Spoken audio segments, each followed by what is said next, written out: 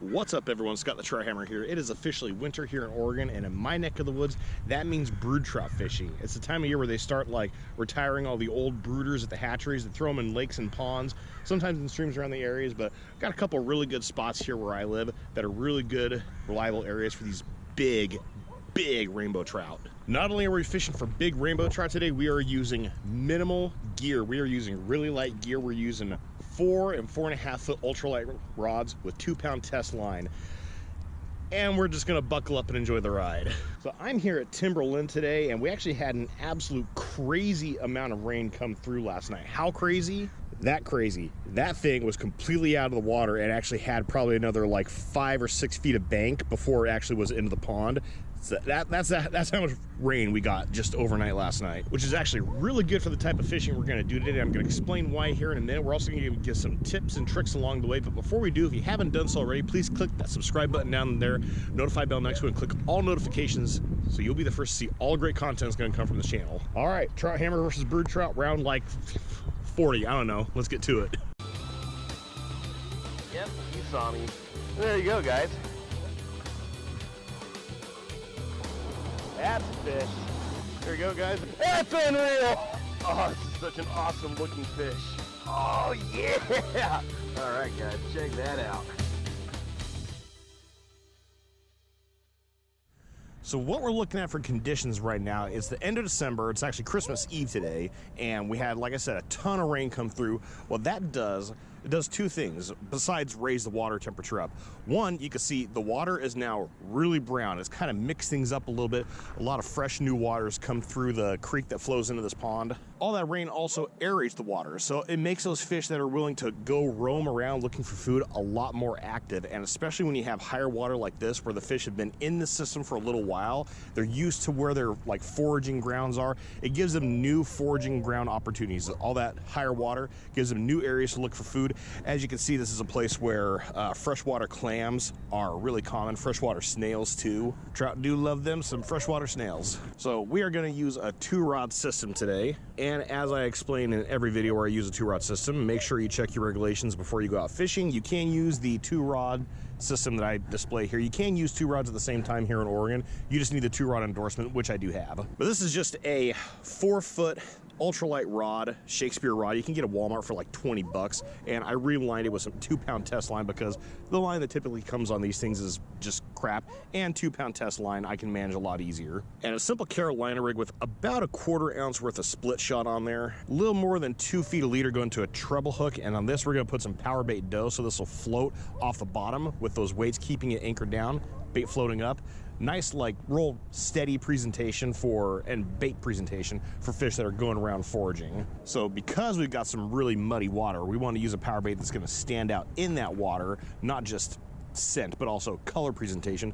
So we're going to start with some chartreuse power bait dough. It's got some glitter in there for some flash, and also has some garlic scent in it too. Now, one thing you want to do if you're going to fish with bait, you know, especially dough bait like this, pick yourself some living grass. You want the green grass, and grind that up in your hands. This is actually going to help mask the human scent. I know this stuff already has some scent in it because it's from power bait, and it has some additional garlic scent in it, but trust me, this helps. Yep, get your palms looking nice and green, you're ready to roll. And we're gonna use about that big a wad of dough for the size of a treble hook I'm gonna use.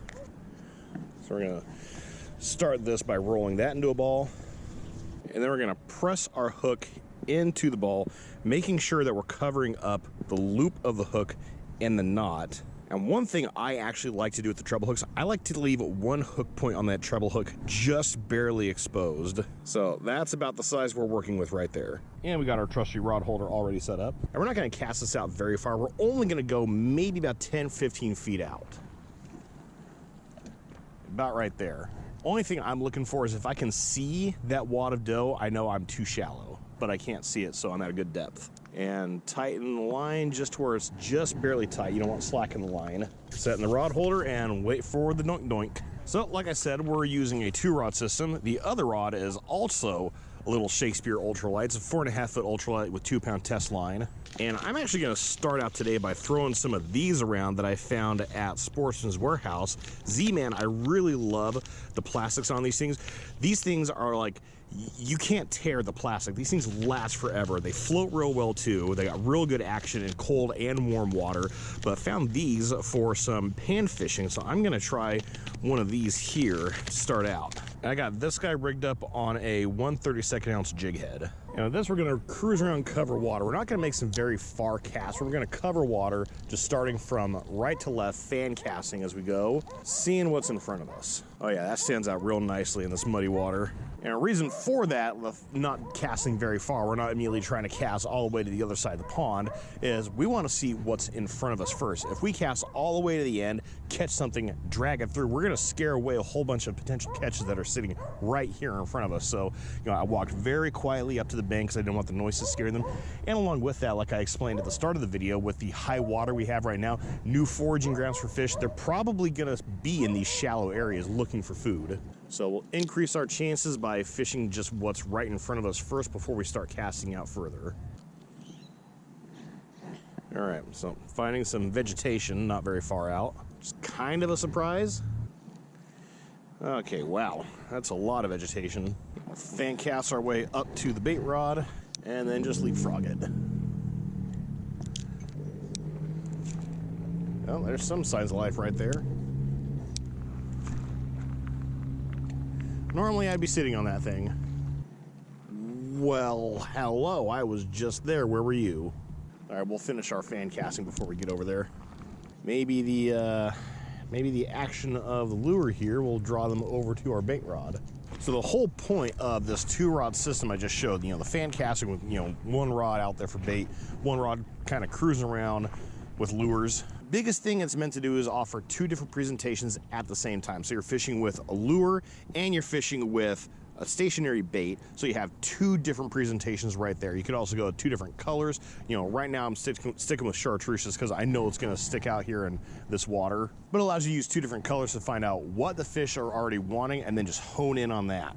It allows you to double up on bait options. Just take this off and switch to another power bait setup here. Unfortunately, you can't fish with 2 lures unless you're really ambidextrous. But it also gave me some clues to what's here. So because we had so much vegetation, I know that treble hooks for lures are pretty much out of the question. So not gonna fish any of my spinners, spoons, cast masters. Probably gonna stick to lures with single hooks like this. But now that I've kind of gotten a lay of the land, one thing I will do, add some scent to this by sticking a crappie nibble on the hook.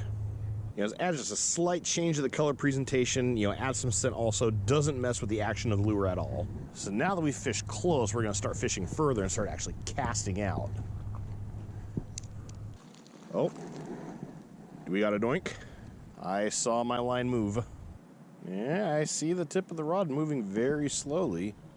Don't feel anything on the line. Yeah, we'll give it a few minutes, see what happens. Well, something I actually didn't expect with these Z-Man lures for how reliably they float is this is actually adding quite a bit of weight to this. I can feel it bumping bottom, and I'm not trying to have it bump bottom. Yep, there are fish here. We got active fish today. I've actually seen this thing doink off a few times. I'm just gonna check it, make sure we still got bait. Okay, we do. So part of this 2-rod system that I do here also is it gives you the option to switch bait color, switch lure color as you go. I'll typically stick with one thing for about 10-15 minutes, and if nothing happens, I'll switch it up, which is what I'm gonna do with the lure. Switch to a different color, different presentation. Let's go with a smaller white one. See if the smaller size on this doesn't have it bounce the bottom so much. And we'll still rock a crappie nibble on here. White will also stand out real well in this dirty water. White really doesn't have its own color to fish. What it does is it reflects the UV light, so to fish, white actually kind of looks like a disco ball.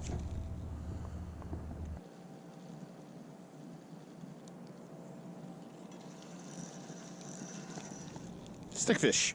Well, I was about to say we're not hitting bottom like I hoped we wouldn't be, but then that just happened.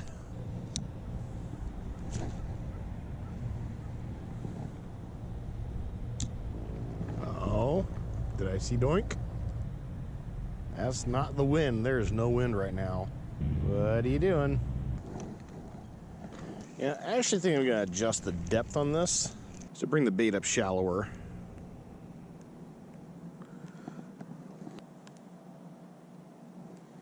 Take my leader up to a little more than 3 feet. It's actually the main reason, especially on ultralights, which is why I've switched to just using split shot for my Carolina rig. It just makes it easier and quicker to adjust your depth than having a swivel and a sliding weight. Okay, I've given these things a fair shake. Be interested to see how these things run during panfish and bass season in the spring. But I'm gonna switch to something with a little more action.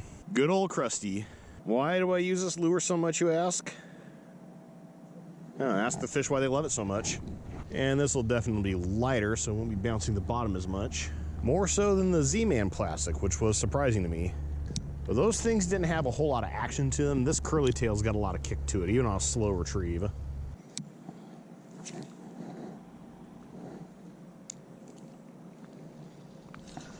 Okay, that was not vegetation. Something had that right after it hit the water. That hasn't happened in a while. That's why I switched to one-piece rods for my bass fishing.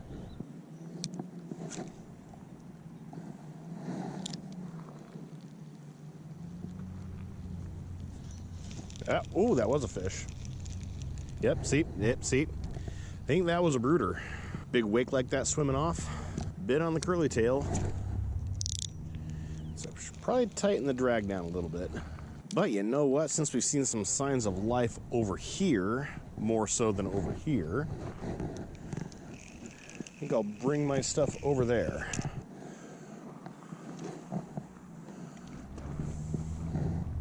Well, what? Jeez, whoa. You were in like 8 inches of water.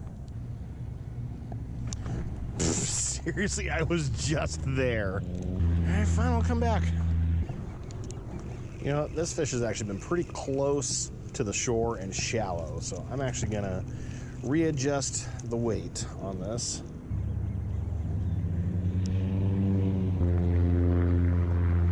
Yep, see a couple of fish just right here in front of me. Well, let's split the difference. And I don't want to switch off the moving lure just yet, because that's the one we've had a sure bite on. Had some possible doinks on the power bait. Yeah, I'll give this a little more time.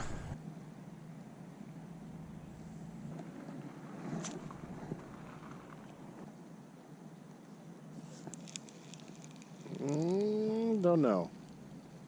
Might have been something on the bottom. I know this music. Let's change the beat.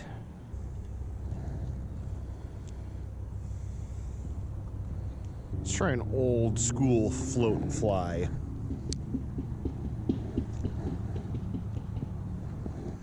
That engine sounds wonderful. Oh. The float and fly method, it's not just fishing with a bobber and a lure. It's kind of like a hybrid moving stationary lure. So what you want to do is you cast it out, let it sit there for, 10 or 15 seconds or so. And then sort of drag your bobber towards you about a foot or so, and then let it sit again. So what that's going to do is that worm that's on the jig head is kind of going to pendulum over to the area and sit there for a minute. And then you move it and it's going to come up and swim and then pendulum back down to a spot. Think jerk bait, but much slower. It's just basically as slow as you can get with a lure that sits in the middle top of the water column, not on the bottom like a Ned rig or a Nico rig. You know, at this point I'm just going to say that this pond has gone completely quiet. It's just been dead quiet with fish activity for a while now. So I'm going to go somewhere else.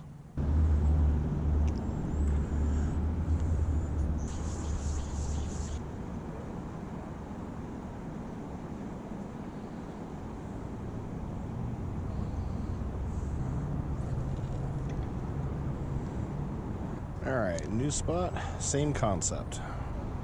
Oh. Getting some nibbles.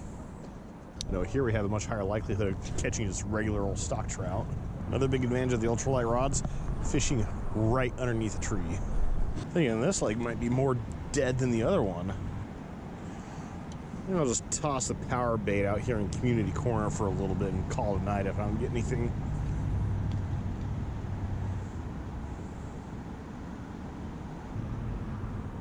I'll give this like 10 more minutes. And time to call it a day. Well, that's about it for this time, guys. You know, had one bite, for sure bite at the last place. Had one probably bite on the power bait. Nothing here. This place is actually deader than I thought it was going to be. You win this time, fish. Not my last trip for the year. Probably got another trip or two I can do for this year, and I mean it's a process for brood trout. They're not like normal stock trout. Sometimes it takes a couple trips to find out exactly where they are and what they want. But I want to know what you guys thought down in the comments below. And if you guys are new to the channel, hit that subscribe button down there, notify bell next to it, and click all notifications so you'll be the first to see all the great content that's going to come from this channel. And check out my channel page. I got everything arranged in playlists for you guys to try to educate you and entertain you in anything involving fishing. Other than that, I'm just going to go home and start doing some Christmas Eve stuff, start wrapping presents. I'll say thank you guys so much for watching. And as always, tips up, tight lines, and have fun fishing.